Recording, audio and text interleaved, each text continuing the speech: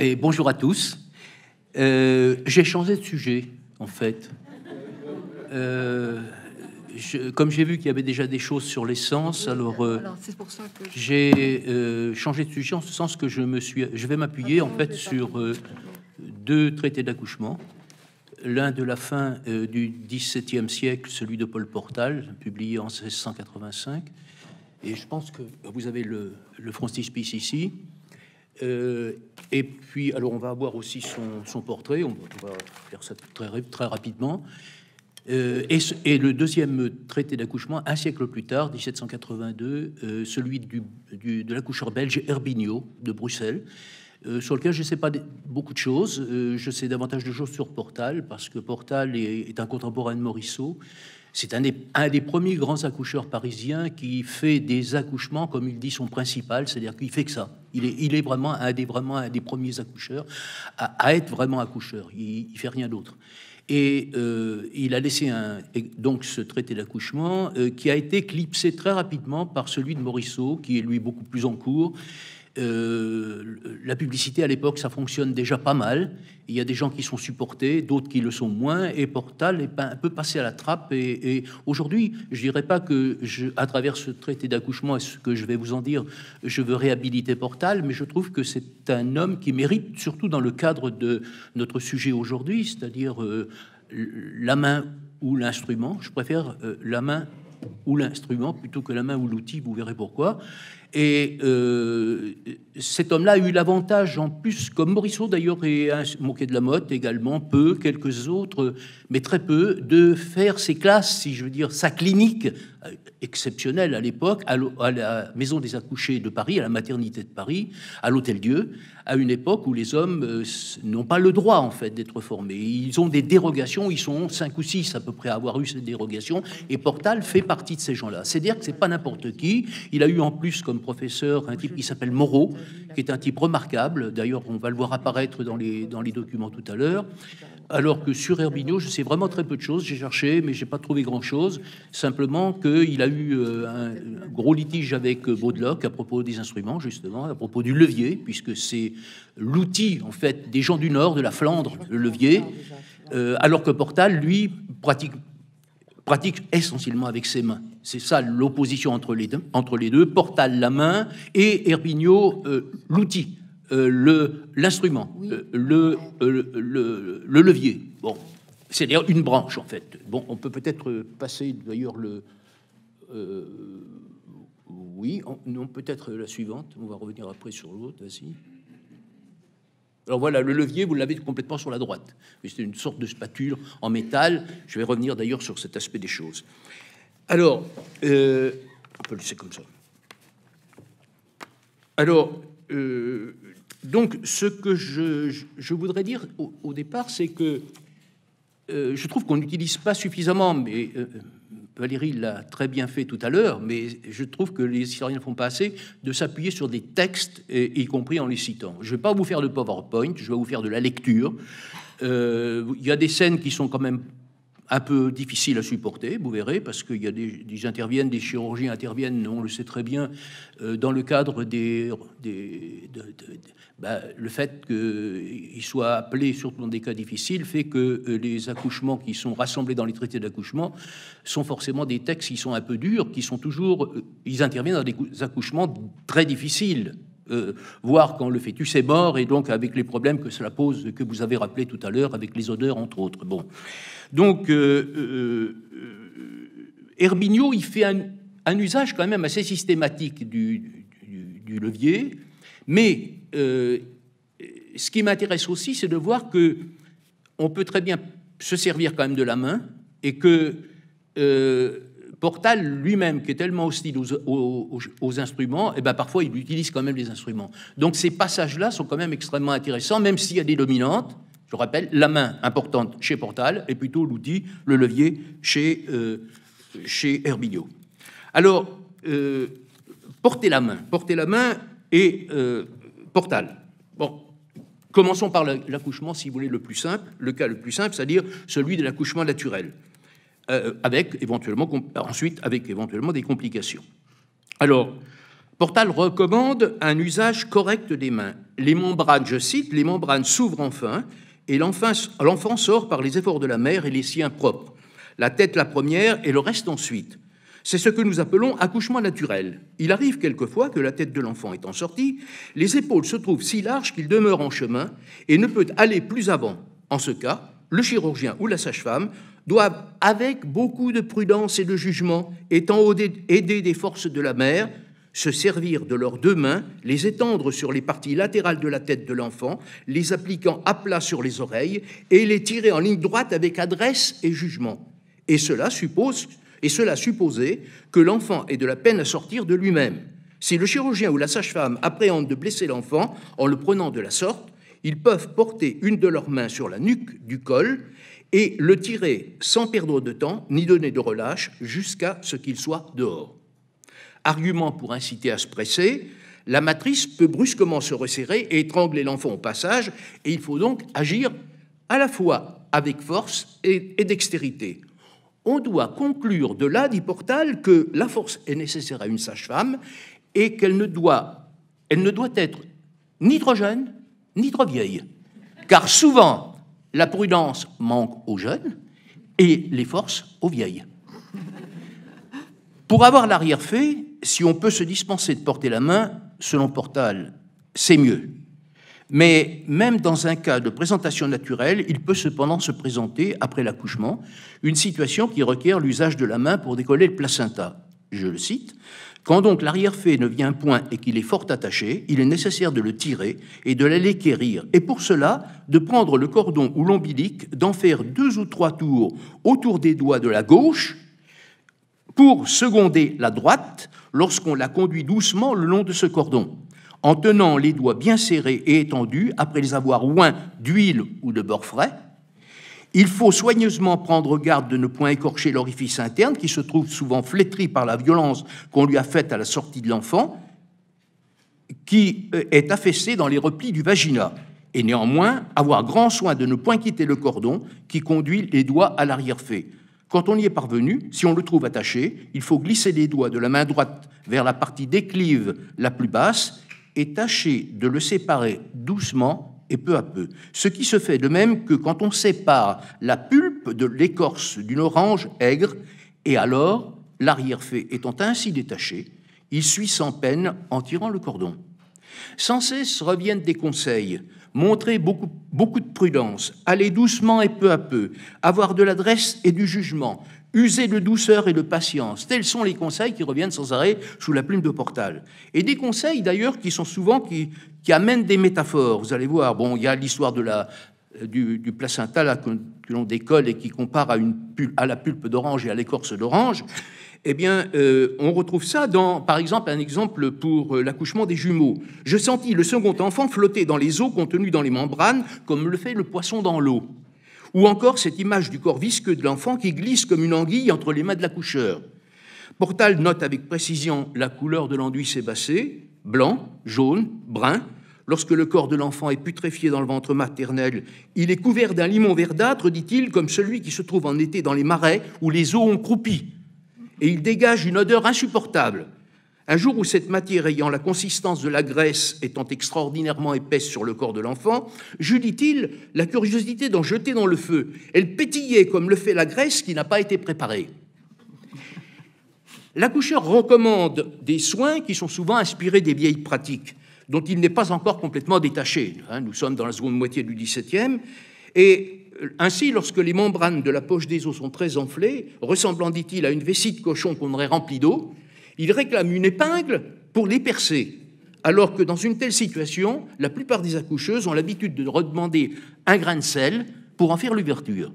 Parce que ces membranes n'ont point de sensibilité, dit-il, du moins qui nous soit apparente. Il préconise le beurre, vous l'avez vu au passage, l'huile d'olive, l'huile d'amande douce, pour graisser les mains avant le toucher, du vin ou du sel marin pour laver l'enfant ou étuver les parties endolories de la femme. Il reprend à son compte des recettes directement inspirées des fonds de cuisine du temps, telles celle, je résiste pas, là, pour réanimer l'enfant, qui avait beaucoup souffert à la présentation d'une épaule, Je me fis donner du vin et de l'oignon pour secourir l'enfant. Je fis chauffer le vin avec du beurre pour y tremper des linges propres à frotter le corps de l'enfant et le nettoyer du limon dont les enfants sont pour l'ordinaire couverts. Et pour leur donner de la force et de la vigueur, le beurre doit être fondu dans le vin et l'oignon doit être écrasé pour lui appliquer aux narines, afin que par sa force, il pénètre dans les organes et par ce moyen lui réveille la chaleur naturelle, le fasse revenir, de même que quand on lui souffle du vin dans la bouche, dans le nez, dans les yeux et dans les oreilles. En effet, l'oignon fit revenir celui-ci pour quelque temps, mais il rendit l'âme bientôt après. Aussi avait-il beaucoup souffert par la crainte que j'avais eue de blesser la mère. Lorsque l'accouchement tarde, on fait parfois baigner plusieurs fois la femme, mais on préconise trop, aux yeux de Portal, les potions laxatives, comme dit-il, comme font les charlatans. Si l'accouchement est naturel ne nécessite pas ordinairement beaucoup d'intervention, du point de vue manuel, les recours changent en cas de complications. Et je viens donc à ce deuxième volet des témoignages de Portal. Complications qui peuvent mettre la vie en danger, et ainsi que celle de l'enfant, bien sûr. On passe alors assez vite à d'autres comportements. Alors, pour dresser la scène, 2 mots d'abord sur le climat d'incertitude qui apparaît en raison des secours limités dont dispose l'accoucheur, mais aussi de la crainte tout à fait palpable de l'entourage et de la femme, chez qui s'exprime vraiment parfois la peur panique de mourir, comme le montre cette intervention de Portal accompagnée d'un autre médecin auprès d'une femme hydropique. Elle avait sous l'ombilic une tumeur plus grosse qu'un pain de 3 livres, encore la comparaison, vous voyez, d'un pain de 3 livres qui lui donnait beaucoup d'appréhension, parce qu'elle avait vu plusieurs chirurgiens et sages-femmes qui l'avaient alarmée, lui ayant tous dit qu'elle était en danger de mourir, ce qui l'avait si épouvantée qu'elle se confessa pour se préparer à bien mourir. Quoi que nous fissions, ce que nous pouvions pour l'assurer contre la frayeur qu'on lui avait mise dans l'esprit, elle ne laissait de nous dire toujours qu'elle était une femme morte, qu'elle ne s'en relèverait jamais, que c'était le sentiment de tous ceux qui l'avaient vue. Alors, l'intervention de l'accoucheur se fait souvent dans un climat forcément de violence. Un cas, en juillet 1665, j'accouchais une femme, ça ne s'invente pas, rue Jean Pain-Mollet, Paris. L'enfant était sorti à la réserve de la tête, les orifices de la matrice s'étaient si fort resserrés et le col de l'enfant en était tellement pressé qu'il était mort étranglé.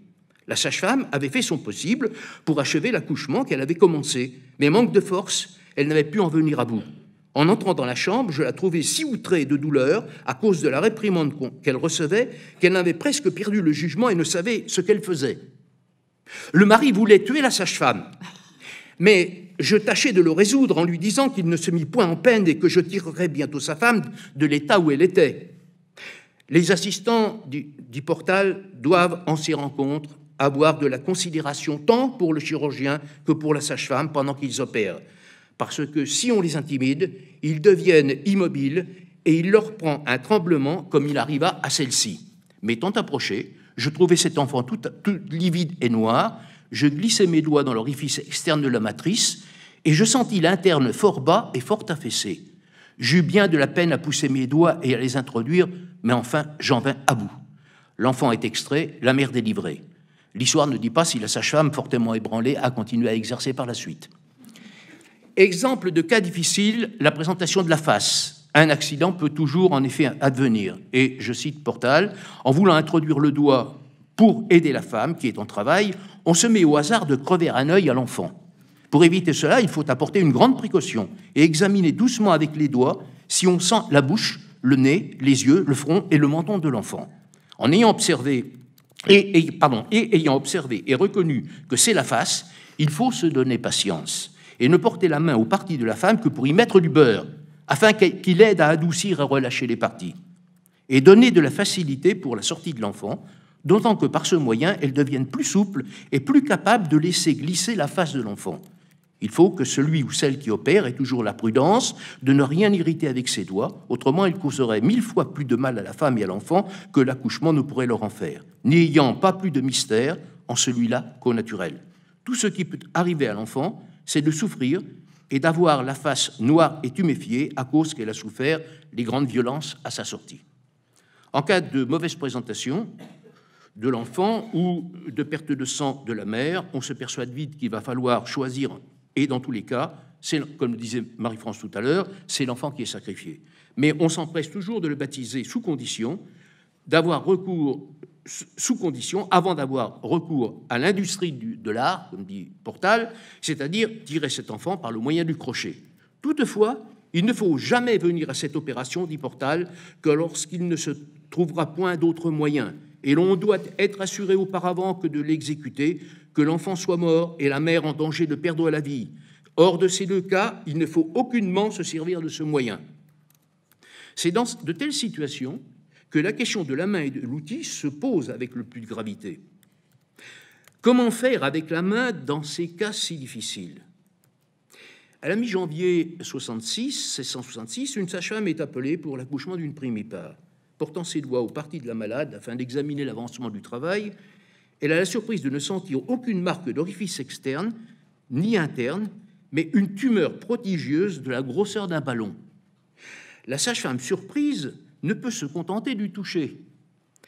Elle demande donc de la lumière pour examiner la réalité de ce qu'elle a senti et juge qu'il s'agit d'un renversement du vagin et de toutes ses parties.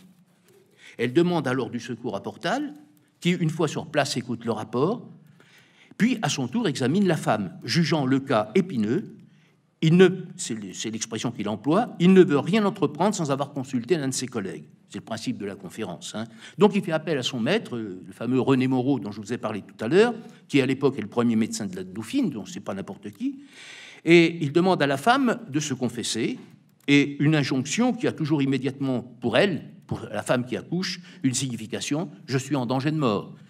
Après le secours spirituel, les deux praticiens se concertent. Nous demeurâmes d'accord qu'on introduirait le bouton d'un petit stylet d'argent en façon de sonde à l'endroit d'où l'on voyait couler une humeur muqueuse, et que par le moyen de cette sonde, on tâcherait de faire une petite dilatation pour me donner moyen d'introduire l'extrémité de mon doigt index, ce que je ferais avec le plus de douceur qu'il me serait possible, dilatant ensuite doucement l'ouverture pour pouvoir y en pousser un second, et après un troisième, enfin d'en former une espèce de speculum matricis plus naturel que le fer.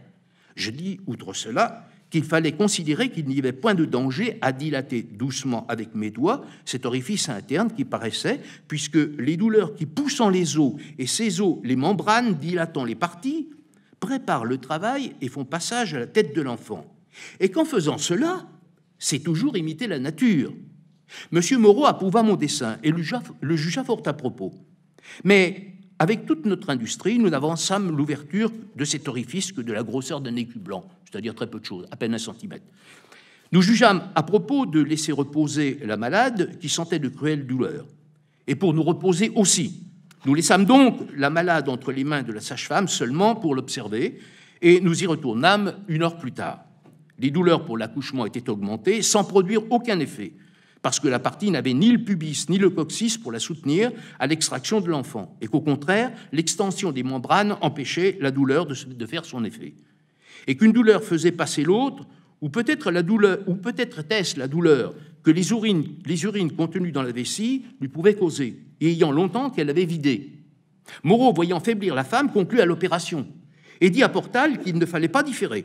Je commençai donc à dilater avec mes doigts l'orifice interne de la matrice, ce que je fis avec succès, de même que si on ouvrait une bourse fermée avec des cordons serrés un peu plus forts qu'ils ne doivent l'être.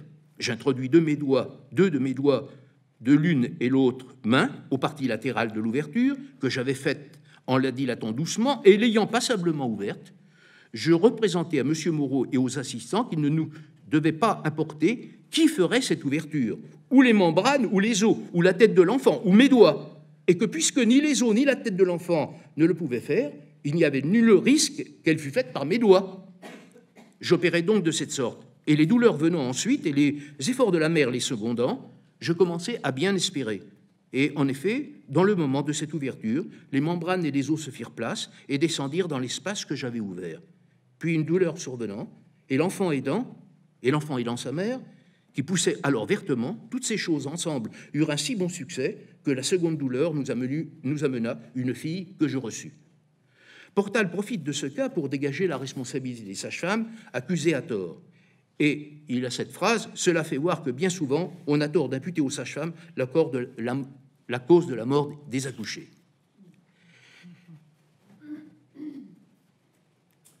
Portal termine alors l'intervention en amenant le placenta et avec ses doigts réduit le prolapsus. Dans ce moment que je reçus l'enfant, je tirai l'arrière-fait et aussitôt je repoussai la matrice dans l'hypogastre en mettant mes doigts en forme de peloton fléchi dans ma main que je poussai au fond de la matrice bien délicatement. Et par ce moyen, toutes les parties de la femme se remirent dans leur état naturel.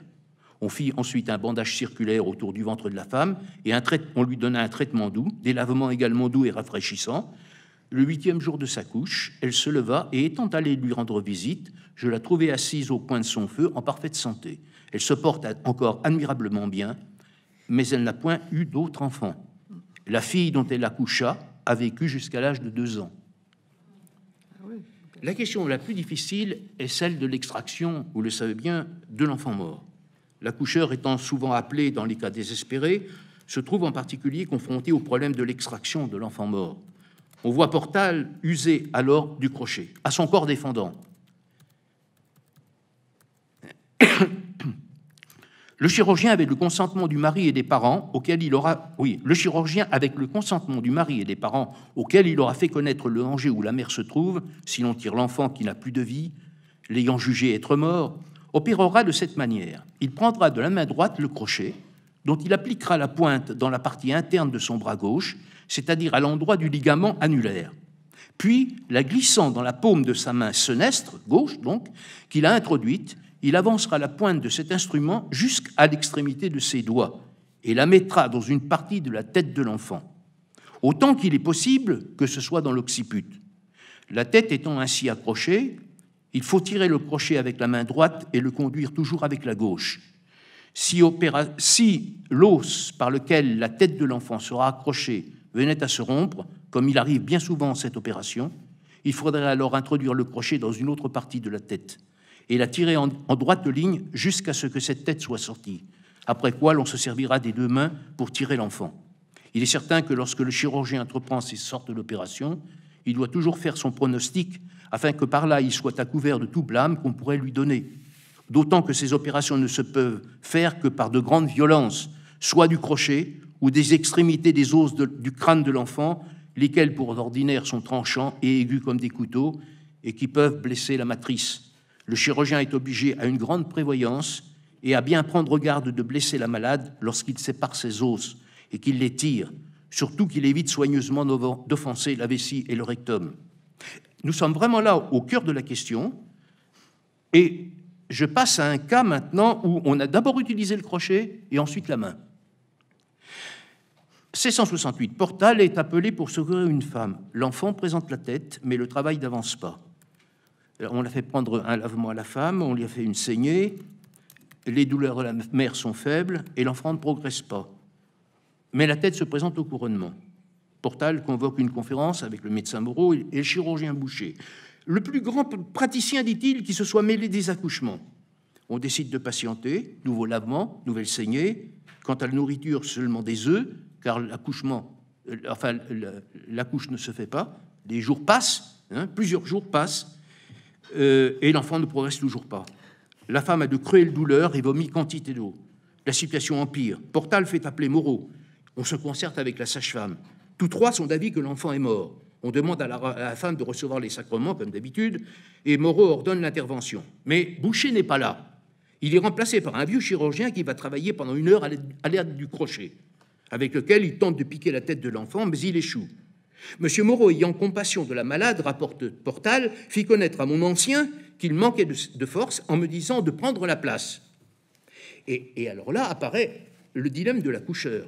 Portal, je m'en défendis autant qu'il me fut possible, parce que je ne souhaitais pas faire de violence à la malade qui était une amie. Mais monsieur Moreau, prévoyant bien que les suites de ce travail seraient fâcheuses, et voyant par la pénétration de son esprit où les choses pouvaient aller, me dit encore une fois, avec aigreur, de travailler, ce que je fis, ne me servant que de ma main, et ne voulant pas employer le crochet. Je sentis la tête de l'enfant toute délabrée et divisée par le moyen du crochet. Je séparai avec mes doigts toutes les portions des os de la tête de l'enfant, autant doucement qu'il me fut possible, de peur qu'elle ne blessasse la malade, qui pendant ce temps-là souffrait extrêmement. Je les tirai les unes après les autres, et toute la substance du cerveau de l'enfant s'écoula. Je repoussai ensuite le tronc ou corps de l'enfant, qui se trouvait encore dans la matrice, où il était arrêté par les épaules, qui n'avaient pu sortir de l'orifice interne. J'eus beaucoup de peine à le repousser pour pouvoir joindre les pieds, afin d'avoir plus de prise à le tirer, et les ayant enfin rencontrés, je les conduisis dehors et amenai le reste de ce cadavre tout entier à la réserve de la tête, et ensuite je tirai l'arrière-fait. On donna un lavement à la femme, dont les parties étaient noires, mortifiées, presque sans sentiment, dit Portal, et pour lutter contre la corruption, on utilisa l'eau salée, on humecta plusieurs fois les parties avec une éponge, on multiplia les saignées du bras et du pied, ainsi que les lavements. Conclusion, la femme fut 3 mois dans le lit, et elle disait tous les jours qu'il lui semblait qu'elle accouchait à tout moment. Elle n'a point eu d'autres enfants depuis ce temps-là, quoiqu'elle se soit toujours bien portée, à la réserve qu'elle est souvent sujette à un prurite ou démangeaison qui lui fait bien de la peine. Chaque cas est particulier, et bien que Portal, on le sait, soit réticent à la pointe de l'instrument, il s'y voit parfois contraint. Et je vais peut-être sauter parce que j'ai encore combien de temps ? Oui, oui. Tu as encore 10 minutes. 10 minutes, bon, d'accord. Tu arrives à Herbigno. Oui, j'arrive à Herbigno.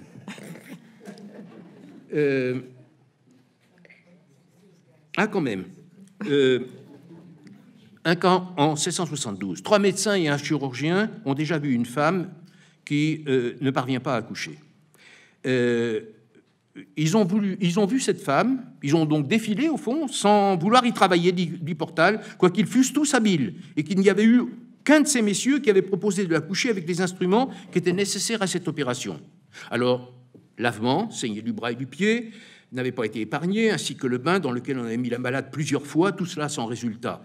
Portal examine la femme, constate qu'elle a la vessie pleine et que ce pourrait être la cause de l'arrêt du travail. Son rapport fait, nous demeurâmes, dit-il, tous d'accord qu'il fallait la coucher avec le crochet, qu'il n'y avait point d'autre moyen. N'ayant point ces instruments sur moi, je demandai à sortir pour les aller quérir chez moi. Le mari ne voulut jamais me le permettre, me disant que je ferais comme les autres et que je ne reviendrais pas. Et il me pria de faire ce que je pourrais avec les mains. Mais toutes les tentatives pour faire uriner la femme et pour procéder à une version furent vouées à l'échec. Ne pouvant rien faire avec mes doigts et n'ayant point de crochet, je me trouvai obligé de prendre celui d'une cuillère à peau, et avec ce crochet, j'ouvris les membranes et je séparai les os du crâne. Et voulant ouvrir la dure mère avec mes doigts, il me fut impossible. Ce qui m'obligea de me servir d'une spatule, ne le pouvant faire avec mes doigts. Après avoir vidé le cerveau, il réussit à amener la tête, puis dut se servir de lacets accrochés après le corps pour tirer le corps qui était bloqué aux épaules. Après avoir décollé un placenta très adhérent, il dut faire étuver les parties de la femme qui avaient été fort altérées et qui commençaient à se corrompre. Donc, vous voyez, on a là un exemple d'un accoucheur très réticent à l'usage du crochet et qui se trouve contraint quand même de l'utiliser et il prend ce qu'il a sous la main. Deuxième dossier, celui d'Herbigno. Là, je serai plus rapide, là. Alors, Herbigno, c'est donc un propagandiste du levier. Il a amélioré celui qui avait été mis au point par le flamand Renuizen à la fin du XVIe siècle, et cet instrument est utilisé par beaucoup de ses confrères. Et on peut partir de un exemple, une nuit de 1785, il est appelé à 2 heures du matin pour faire venir, il est appelé pour un accouchement, et donc il fait venir en consultation un autre collègue chez la femme d'un maître tailleur, laquelle était depuis 3 jours dans les maux de l'enfantement. À son arrivée au domicile de la femme en couche, on l'instruit de la situation. Sur les 6 accouchements qu'elle a déjà eus, 2 ont été terminés au moyen du forceps, et depuis 2 ans, elle est affligée d'une maladie de langueur qui la retient constamment alitée. Femme d'élite 4 et surtout rachitique. Herbigno qui souligne dès les premiers instants l'état de la femme qui paraît absolument désespérée, et il a cru en prévenir le mari. Quant à l'enfant, il y a 10 à 12 heures qu'il ne donne plus aucun signe de vie. Et Herbigno apprend à ce moment-là que depuis la veille, la femme vomit des matières verdâtres qui ont tellement inquiété son collègue qu'il a jugé à propos de lui faire administrer des sacrements.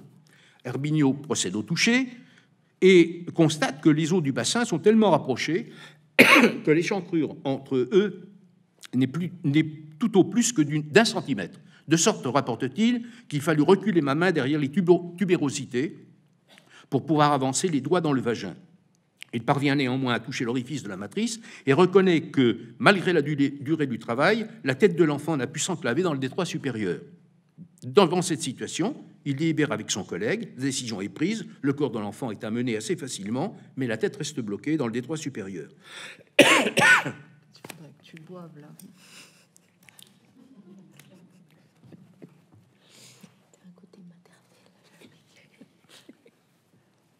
Alors, après beaucoup d'efforts infructueux, dit-il, je la dégageai par le secours de mon levier, que je poussais en ligne oblique sous la branche de l'os pubis du côté droit. J'opérais soit en faisant agir cet instrument sur son point d'appui, soit en l'aidant par l'attraction que je fis au moyen du cordon. Mais l'enfant était mort comme nous l'avions prévu. Nous ne jugeâmes pas à propos d'extraire l'arrière-fait tout de suite, ce qui eût infailliblement fait mourir l'accouché d'hémorragie. Cette précaution ne servit à rien, et bientôt nous perdîmes nos espérances. Le pouls redevint plus petit que jamais, le froid de la face et des extrémités augmenta, le folio de parole mal articulé annonça son dernier moment, et il expira au bout d'une demi-heure. Alors, peut-être un dernier exemple, parce qu'après je vais être obligé de sauter, d'autant que j'ai des complications de voix. Jusqu'au début du XVIIIe siècle, les chirurgiens accoucheurs les plus experts et les plus réputés, tels Portal ou Guillaume Moquet de la Motte, font un usage exceptionnel de l'instrument. Je vais essayer de vous montrer cet exemple. Mais au cours du siècle, l'instrument s'impose, ou plutôt est imposé par les praticiens, et une bonne partie de leur réflexion sur l'obstétrique est accaparée par le débat autour de l'instrument. Soit, mais quel instrument? Le forceps ou le levier? Je n'entre pas dans ce débat. Je nous emmènerai trop loin. Mais c'est l'époque où, depuis la fin du XVIIe, pendant tout le XVIIIe siècle, on met au point toute une panoplie de tire-têtes et d'extracteurs pour faciliter l'extraction, en particulier de la tête de l'enfant. Vous avez vu que très souvent, elle restait dans la matrice et que c'était un des principaux problèmes. Et bon nombre d'accoucheurs, naturellement, de chirurgiens en quête de notoriété, prétendent avoir mis au point l'instrument miracle qui va permettre de résoudre tous les problèmes. Pour l'essentiel, la réflexion porte donc sur le perfectionnement de l'instrument. Les praticiens ont compris que c'était ce perfectionnement, cette touche personnelle qu'ils allaient y mettre, qui ferait la différence et qui permettrait de se faire un nom, une réputation, et par là s'assurer une pratique. S'il est tentant de vouloir savoir si on a trouvé la perle rare, le meilleur outil qui soit, s'il est tentant de faire savoir que l'on a trouvé la perle rare, le meilleur outil qui soit, il est tentant aussi de vouloir l'imposer comme étant le nec plus ultra de la profession. Le meilleur exemple de ce point de vue est fourni par Levré et par tous ces nombreux élèves qui ont inondé l'Europe, n'est-ce pas, et qui ont porté les vertus du forceps de Levré. Cette percée de l'instrument est assurée à la fois par la multiplication des publications dans les revues médicales et par la formation des futurs instrumentaires auprès d'un grand patron, Levré, donc. C'est un instrument dont on interdit généralement dans le même temps l'usage aux accoucheuses. C'est alors la pratique des couches qui est en train de changer. Et cette offensive des partisans de l'instrument se double d'une rivalité entre instrumentaires, partisans du forceps et partisans du levier. Et le dernier exemple que je vais donner, là, si j'ai encore 5 minutes, comment l'idée de l'instrument vient à l'accoucheur.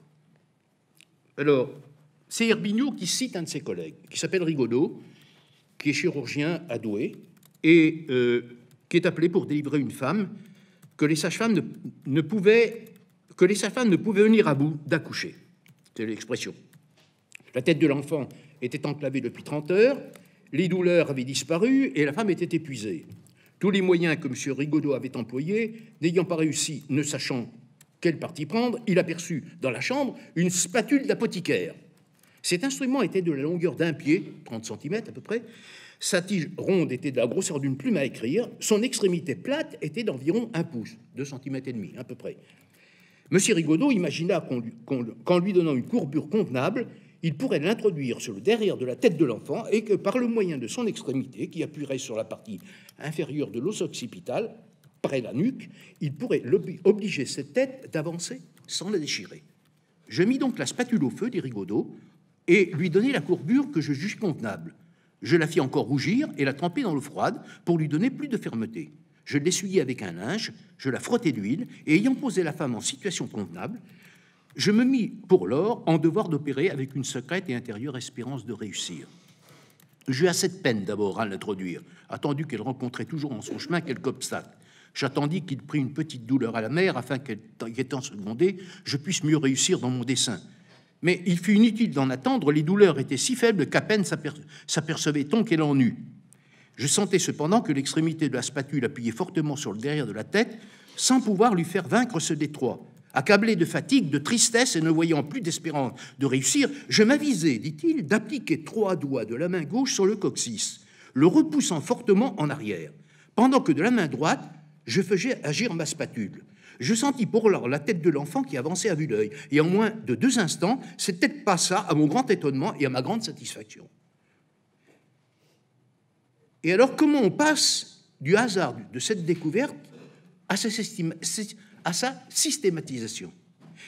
La spatule dont je me servis était d'un fer mince et pliait sans beaucoup d'efforts, et par conséquent n'agissait en levier que faiblement. Mais ayant considéré l'heureux et admirable secours que je reçus de cette spatule, dès le lendemain, je fis construire par un coutelier un instrument plus propre, avec un tronçon de lame de sabre. Il fut très bien exécuté, bien poli, et tous les bords bien arrondis, sans y avoir plus fait toucher. Je me suis servi de cet instrument à nu, c'est-à-dire sans aucune enveloppe, le faisant chauffer au gré de la chaleur des parties qu'il fallait toucher, et ensuite je frottais de beurre ou d'huile selon qu'il se trouvait chez celle où j'allais accoucher. Exemple d'empirisme, donc, d'un médecin accoucheur qui use d'une spatule qui traînait par là et qui la fait transformer en un instrument qu'il va désormais utiliser systématiquement. Je vais laisser le reste de côté et conclure. Non, mais Herbigno... Herbigno, je suis obligé de le faire passer à la trappe, parce que, en partie... Tu veux pas nous lire un cas? Tu me dis que j'ai plus de temps, alors j'arrête.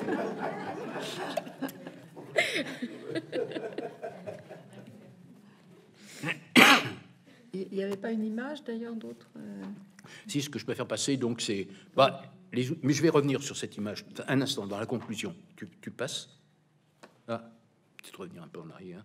Voilà, c'était pour faire voir, en fait, on partait de cette planche générale dans le manuel d'Herbigno, où on a donc sur la gauche l'utilisation d'un levier. Vous voyez, il y a même des lacets qui sont des lacs, comme il disait à l'époque, qui permettent de tirer le levier, qui est au fond presque une branche de forceps. Hein.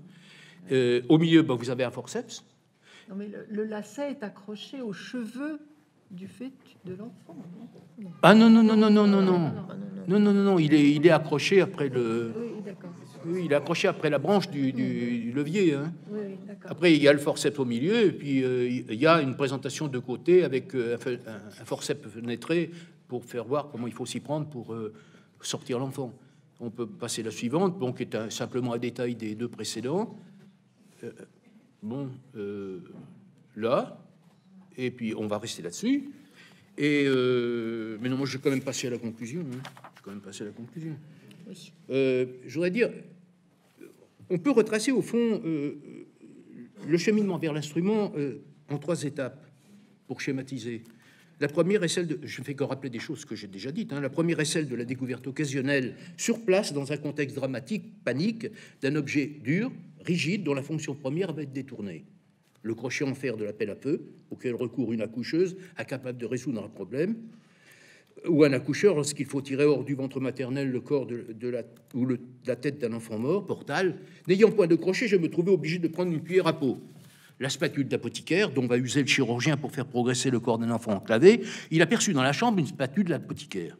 Deuxième étape, celle de la conception d'un outil spécifique, d'un instrument inspiré de l'objet initialement utilisé. Le crochet perfectionné qui devient tire-tête, la spatule en fer qui devient levier, qui, tenu de la main gauche, agit en faisant levier, mais qui a toujours besoin qui est tenu de la main droite et agit en faisant levier, mais qui a toujours besoin de la main gauche de l'opérateur pour accompagner, soutenir le corps de l'enfant dans sa progression. On conçoit aussi la double spatule, qui permet d'encercler pour mieux tirer avec les 2 mains. Les 2 spatules sont d'abord solidarisées par un cordon, puis par une virole, c'est le forceps. Cet outil par destination fait désormais partie de l'arsenal du chirurgien accoucheur, qui l'emmène désormais dans le sac qui accompagne ses déplacements pour en disposer au cas où. Rappelez-vous le cas de Portal qui veut sortir pour aller chercher ses instruments et le mari qui dit « Non, vous n'allez pas revenir ». Cet outil par destination donc fait partie de l'arsenal et amène à la troisième étape. C'est celle qui voit le triomphe de l'accoucheur. Il est symbolisé par le forceps, dont la place, tant dans le discours que dans la pratique, ne cesse de croître au cours du XVIIIe siècle. Son usage est plus ou moins important selon les opérateurs, mais il est toujours devenu l'emblème de la profession, le symbole de la supériorité du chirurgien accoucheur, à la fois sur les sages-femmes et sur les médecins. C'est au fond le triomphe de cet artisan spécialisé qu'est le chirurgien, toujours rétrogradé par les médecins et qui arrive à se hausser à leur niveau. Il y a là tout un enjeu social qui se trouve derrière. Et le chirurgien l'emporte dans une certaine mesure, au fond, sur l'intellectuel qu'est le médecin. Alors, je suis tout à fait conscient du côté très fragmentaire de ce dossier, d'autant que j'ai été pris un peu par le temps, comme d'habitude.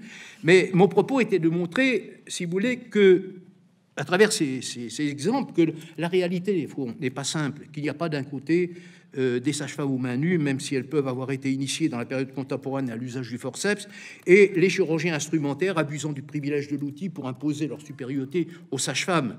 Les chirurgiens accoucheurs eux-mêmes peuvent avoir des comportements différents à l'égard des instruments. Et je terminerai par cette idée, sans doute discutable, mais enfin allons-y. Il faut se rendre à l'évidence que les instrumentaires ont gagné la bataille de l'intervention. Mais je voudrais étendre, au fond, élargir cela à un contexte plus large, qui fonctionne surtout à partir du XVIIe siècle. Et il faut mettre ça en relation avec les progrès de la métallurgie, avec les nouveaux alliages qui sont mis au point, le prestige de l'instrument. Je me souviens d'un chirurgien qui s'appelait Garangeau, qui conseillait dans son manuel à ses confrères chirurgiens, d'installer, de bien astiquer les instruments, de les installer dans une vitrine, de manière à ce qu'on les voit dans le cabinet de consultation. Et rappelez-vous la caricature de la fin du XVIIe, où cette panoplie, vous voyez, d'un chirurgien qui est chargé d'instruments et tout, bardé d'outils, qui est au fond une caricature à la Canard enchaîné, au fond du prestige de l'instrument de l'époque, qui assure en effet la gloire du chirurgien accoucheur en particulier. L'instrument, brillant, joli, délicat, conservé dans une trousse de couleur vive que l'on apporte avec soi et qui inspire la terreur aux femmes, mais qui est le signe de la compétence pour les chirurgiens. L'image, l'instrument, l'outil de qualité qui fait moderne dans ce contexte-là, qui fait moderne, qui témoigne du savoir face à la main, qui paraît désuète. Merci de votre attention.